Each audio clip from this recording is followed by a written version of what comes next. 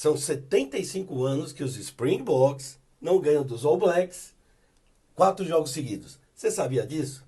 Vou te passar todos os números históricos desse espetacular clássico dos clássicos e o porquê que os Springboks dominam tanto nos últimos anos no mundo do rugby, assim como os All Blacks, e eu os comparo aos All Blacks nos anos 2010.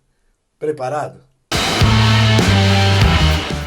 Meu nome é Martoni, sejam todos bem-vindos. Bom, vamos direto e reto falar do clássico dos clássicos. Vou passar alguns números para vocês desse extraordinário duelo entre Springboks e All Blacks, que repete essa semana lá em Cape Town, em Newlands. Mais um daqueles jogos que vão entrar seguramente na galeria dos inesquecíveis, exatamente por conta de talvez uma quebra de recorde que já perdura 75 anos.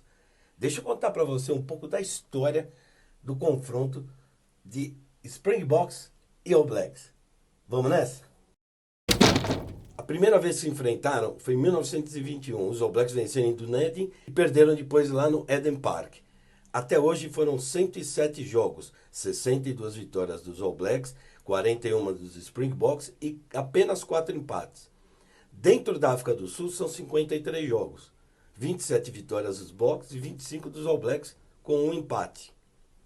Interessante esses números, né? Existe uma certa dominância dos All Blacks, mas assim, os últimos anos os Springboks têm revertido esse quadro. Né? E por que tem revertido esse quadro? Eu vou te contar no próximo segmento o porquê que o Hasse Erasmus e Companhia Limitada têm feito mágica com esses mágicos Springboks. Se você lembrar dos All Blacks daquele período de 2011 a 2016, 2017, ali quando o Dan Carter para, o Rich McCaw já estava mais velho, o grande turning point para os All Blacks foi 2011, quando ganha a Copa do Mundo em casa. Estavam há 24 anos sem vencer uma Copa do Mundo, aquilo incomodava, eles eram o primeiro do ranking, mas chegava nas Copas, as coisas não aconteciam. A partir dali o time destravou. Começou a jogar o que eu chamava na época de rugby total, uma coisa maravilhosa, temporadas invictas, primeiro do ranking sempre e tudo mais, né? Memorável, um time inesquecível, entrou para o panteão das maiores seleções da história do mundo do rugby de todos os tempos. Os Springboks, um pouco diferente no mecanismo de jogar e tudo mais, mas também estão começando a criar esse papel. Ganham em 2019, repetem a dose em 2023 nas Copas do Mundo, e de lá para cá, a equipe basicamente torna-se imbatível. Não existe imbatível, né, Martoni? Claro que não, né? O que existe é uma equipe que se nega a perder, como eram aqueles All Blacks. E joga um rugby muito superior ao dos outros. E explico por quê.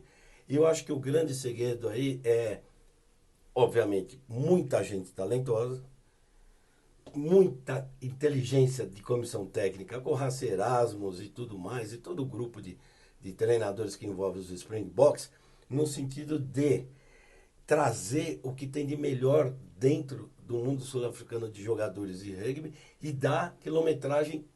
Quando você percebe, você tem 30, 35 jogadores nos Springboks de altíssimo nível. E isso tem sido um problema para as outras equipes. Os Springboks não fazem um jogo. Depois eu vou, no outro vídeo, pré-jogo, eu vou passar para você os números, que não são números empolgantes, estatisticamente falando. Não é esse o ponto. O ponto é a qualidade do elenco e o Bomb Squad. Nesse último jogo contra os All Blacks foi isso. Os All Blacks demoraram para trocar e quando foram ver, o Bomb Squad estava em campo. Então, e aí que entra a questão que eu quero pensar junto contigo. E você, se você não concorda, põe tua opinião sempre, é claro, né?